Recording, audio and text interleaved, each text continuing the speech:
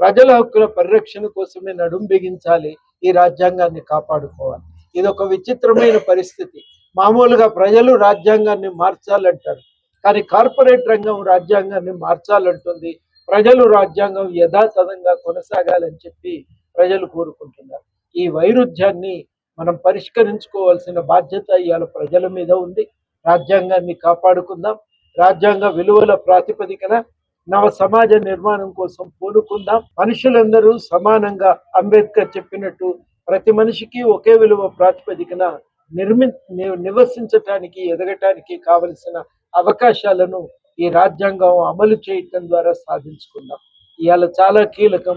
రాజ్యాంగం అమలు చేయటం అంటే కులపరమైన అసమానతలు, మతపరమైన వివక్షతలను, వీటన్నింటినీ రూపుమాపటమే, ఆర్థిక అసమానతలను తొలగించటమే, మనుషులందరూ గౌరవంగా జీవించే అవకాశాలను కల్పించటమే.